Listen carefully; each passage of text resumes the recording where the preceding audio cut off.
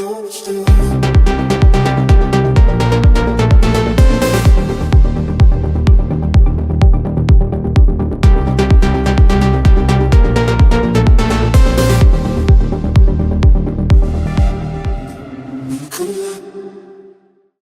still gets me. There's a lot of people that come to me and still ask within businesses, but also retail investors that keep saying, look, what's the best way to protect my Bitcoin?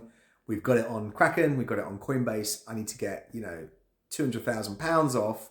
Where and how do I do it? I'm like, why have you got it on an exchange still? It's crazy. So believe it or not, even though if you are into cold wallets, whether it be air gapped like the Cold Card Q, or you're using Ledger, great. You've taken your first step to security. But if you're storing thousands in Bitcoin on Ledger or Trezor, that's still a problem. And listen up, because while you're thinking you're safe, that's only the step one to take you into the security of protecting your Bitcoin.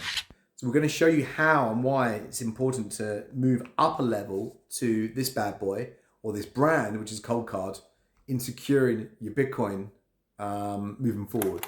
So again, let's talk about this in levels. Okay, so if you're level 1, as I class this, you're moving your crypto into this type of environment on Ledger or Trezor. And we're just going to talk about these two brands because that's kind of how I started. And when I educated people that I work with within small to medium sized businesses and family businesses, most people start off of moving crypto from an exchange to like a Ledger device. Now, for those who don't know, it's pretty simple what happens on these devices. And there's still a big misconception where people go, well, what if I lose this device? Now, this device is very, very simply a USB device. That's a very, very clever device at that. If you can see it there. And essentially, for those who don't know what the cold wallet will do, it has a very secure chip, asymmetric chip built into this device that will create a set of keys, public keys and private keys. And that is what creates a wallet. Okay, so that will have an association ID, if you like, and that will be your wallet. Inside that wallet is where you can then put your crypto holdings, right? Now, because it's blockchain technology, there is always a misconception. People say, oh, my coins are on here. What if I lose this? Your coins aren't on here. The blockchain technology is very clever. It's around the blockchain. So as long as you've got your seed phrase, which is what this creates, every time you set up a new wallet, this will create a seed phrase. Providing your seed phrase is kept safely off-site, then you're absolutely fine. So what I mean by that is, if you keep it off-site, then you've got less risk of someone getting hold of your keys and basically accessing your Bitcoin, right?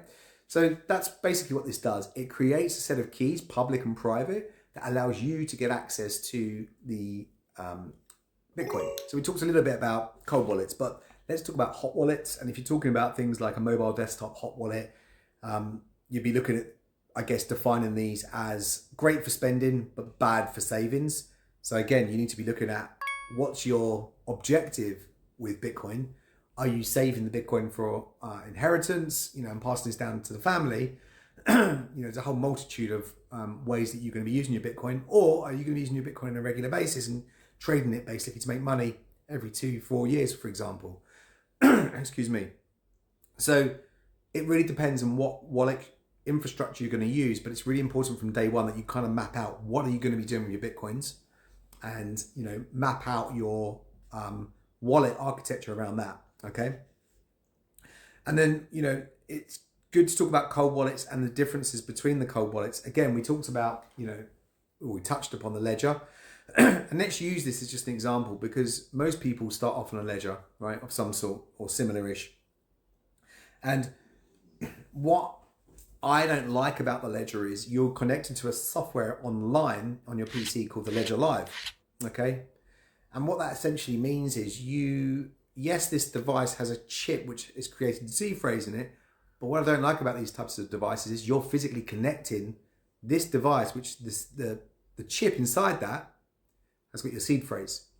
If this seed phrase is exposed in any way, and there's a data leak of some sort, which has happened with ledgers over the years, then it could expose your Bitcoins, basically, or your keys to the internet. So it's really important to understand that. Now, it's not a bad thing to start off with this, but you really need to educate yourself about moving into an air-gapped wallet. And you might ask yourself, what is an air gap wallet? Well, I'll give you a bit of information, and it's worth doing some research. I'm not going to go into huge granular detail, but this is a top line level information that you can kind of dilute, make your own opinions on it, and do a bit more research, hopefully. So if you look at a cold card wallet, Cold Card's a brand, and it's owned by a company called Cold Kite, I think it is. And basically what they do is they provide a facility that will generate your private keys and public keys. Your wallet will be created via those, and you can use the air gap facility. And what is the difference between the air gap facility and the traditional old facility here on Ledger is you can use things like NFC. You can use QR code to do the signing of the transaction, which is awesome. So if you think about this, you have a wallet like Sparrow, which is what this will connect to essentially on your PC. When I've set, you have to excuse me, I've got a bit of a cough. When I've set up clients with small offices, I've got quite a few Bitcoin holdings. We tend to set them up on the Cold Card queue, which is just a phenomenal bit of technology. This doesn't touch the internet, right? There's two ways of actually signing the transaction. You can either do it by SD card, which you put on the side there, and you save the transaction ID, you put that into your PC or Mac, and then it will load that into Sparrow to sign the physical transaction to then broadcast that to the blockchain or the Bitcoin blockchain. Again, I'll go back to what I just said. You can use QR code, NFC, or the SD card mechanism. And I find these are just the best way to obviously transact with your Bitcoin essentially. So look at that, look at air gapped, understand what air gapped is, and understand why they're better than the Trezor or the ledgers out there basically of the world. And if you look at these types of devices, they are more exposed because you've got Bluetooth technology built into it. So they're kind of broadcasting via the airwaves as well, which isn't necessarily a good thing. When these first came out, people wanted all the types of technology incorporated, but actually you don't really need it, right? Also, something to mention about as well on the queue, the Cold Card queue, it's fully what's the word I'm looking for? Open source. So this is fully open source. You can generate the code and review it and see exactly what it's doing.